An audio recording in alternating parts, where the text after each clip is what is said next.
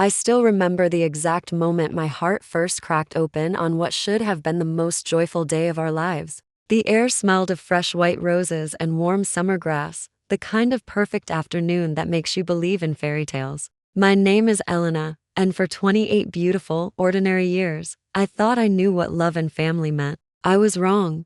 Let me take you back with me, slowly, the way the pain unfolded. Not all at once, but in quiet, devastating layers. Marcus and I met in college. He was the steady one, studying engineering, while I dreamed of teaching literature. We built our life together with calloused hands and open hearts. Our son Liam came into the world on a rainy Tuesday morning, tiny fingers wrapping around mine. And from that day I knew my purpose. I stayed home for his early years, reading him stories, baking cookies, teaching him to be kind in a world that often isn't. Marcus worked long hours so we could afford the little house with the big backyard where Liam learned to ride his bike. Sunday dinners were sacred: roast chicken, mashed potatoes, laughter around the table. We weren't wealthy, but we were whole. When Liam was 26, he brought Sophia home for the first time. She was 24 then, with soft brown hair that fell in gentle waves, warm hazel eyes, and a smile that seemed to light up the room. She hugged me tightly at the door and said, "Mrs. Elena,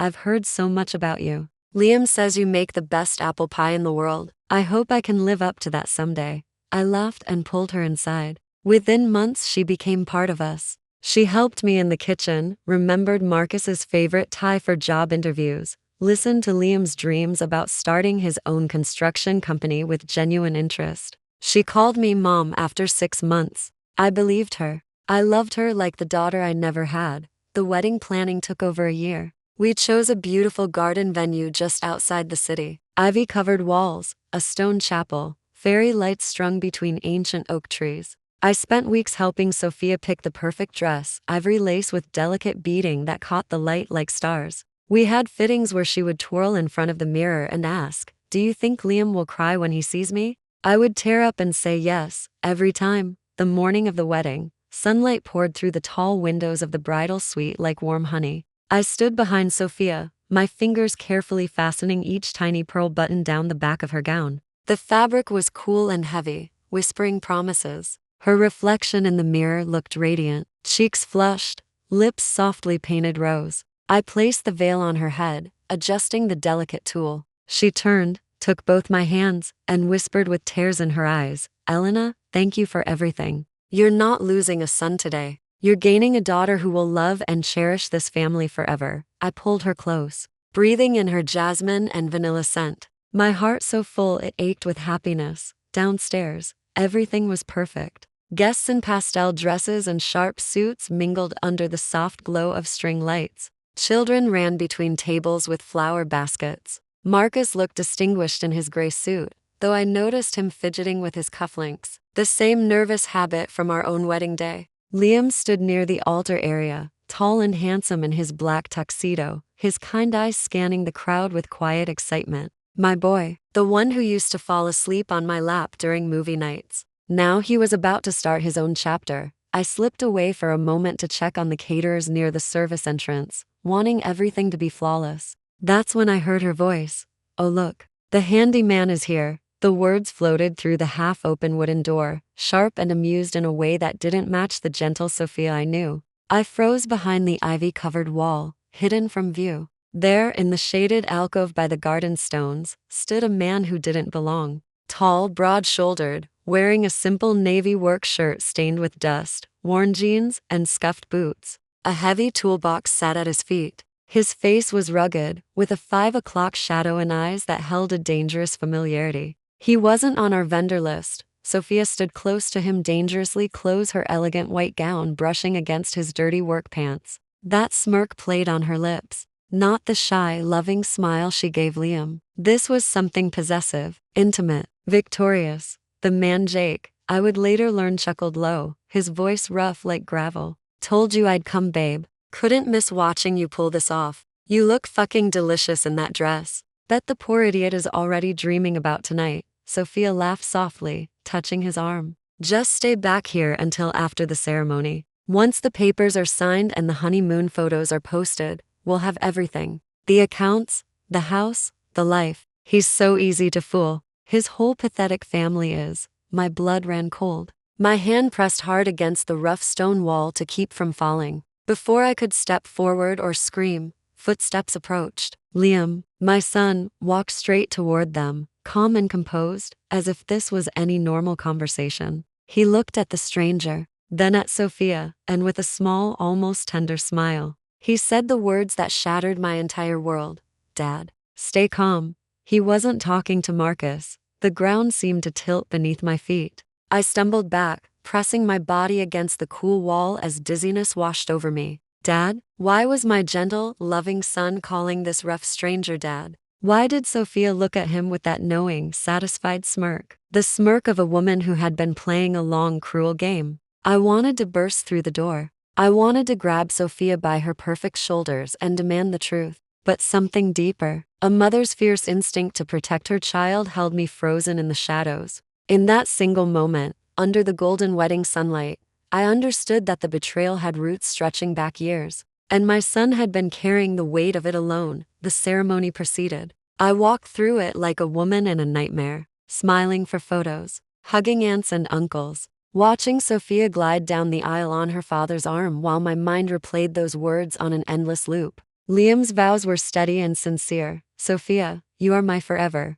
Her eyes glistened as she promised the same. But I had seen behind the curtain. The fairy tale had become a tragedy. That day was only the beginning of the unraveling, and the slow birth of a strength I never knew lived inside me. The reception was a blur of forced smiles and hidden pain. I watched from the edges as Liam and Sophia had their first dance under twinkling lights. He held her close, her head resting on his shoulder, while guests clapped and cheered. Every few minutes, Sophia's eyes would drift to the back of the garden where Jake lingered near the lighting equipment, pretending to adjust cables. That smirk would flash again, quick, private, triumphant. I couldn't eat, couldn't sit still. During a quiet moment, I pulled Liam into a dimly lit hallway inside the venue, away from the music and laughter. My hands were shaking as I cupped his face, searching those eyes I had known since infancy. Liam, my baby, please tell me what's happening.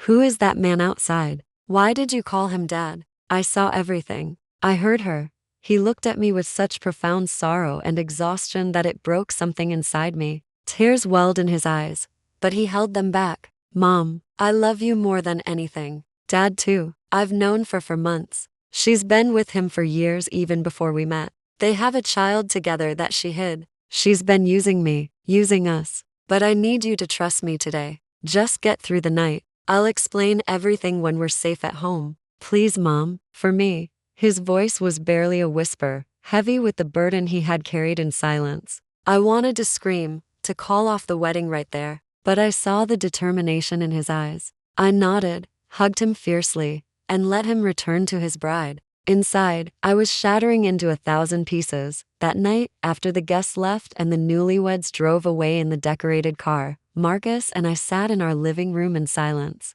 I told him what I had seen and heard. His face went pale. We held each other and cried for the first time in years, not for joy, but for the daughter we thought we had gained, and the son whose heart had been slowly broken. The weeks that followed were filled with painful discoveries. I started remembering small things that now made terrible sense. The weekend Sophia said she was visiting a sick aunt, but came back with new expensive jewelry. The late-night work calls she took in our guest room. The way she sometimes looked at Liam with affection that now seemed calculated. Flashbacks flooded me, baking Christmas cookies together while she asked detailed questions about Liam's finances and our family savings. I had thought it was caring interest. Liam came over one rainy evening, weeks after the wedding. We sat at the kitchen table with hot tea, the same table where Sophia had once laughed with us. He laid it all out: printed messages, hotel receipts, bank statements showing transfers to Jake, even secret videos she had exchanged.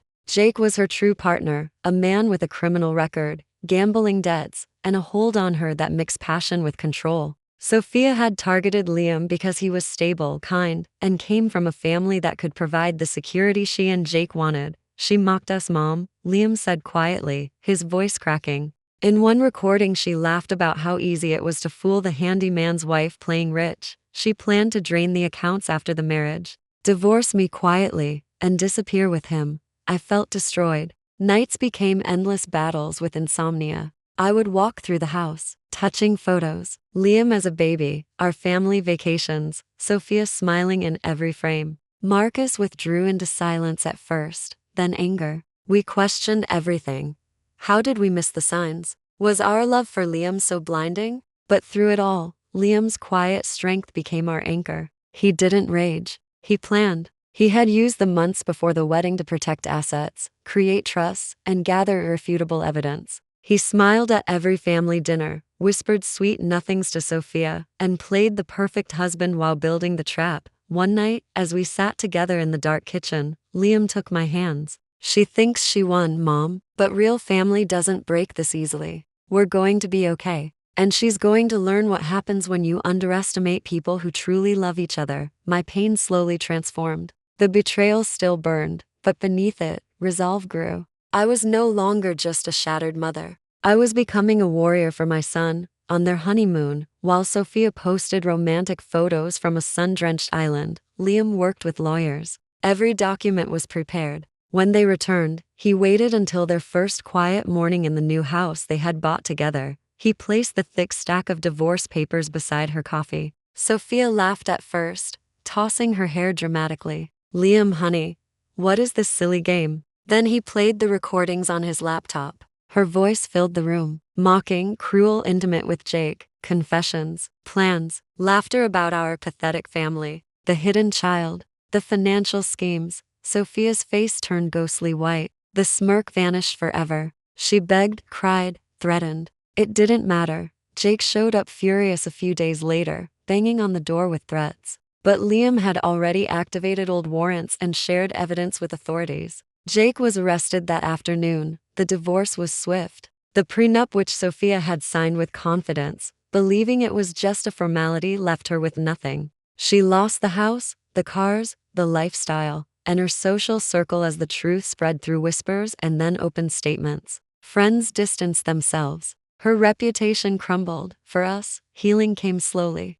Months of therapy, long walks where Marcus and I talked about the past, quiet family dinners where we rebuilt trust. Liam eventually met Claire, a warm, honest woman with no masks, whose laughter felt like sunlight after a long storm. They took things slow, and we welcomed her with open, careful hearts. 1 year later, we gathered again at our old family table. No grand wedding, just home-cooked food, real smiles and gratitude. I looked at my son across the candles and felt profound peace. The bride had smirked that day, believing she had destroyed us. But real love, the kind forged over decades of ordinary moments, bends under betrayal but rises stronger, wiser, and unbreakable.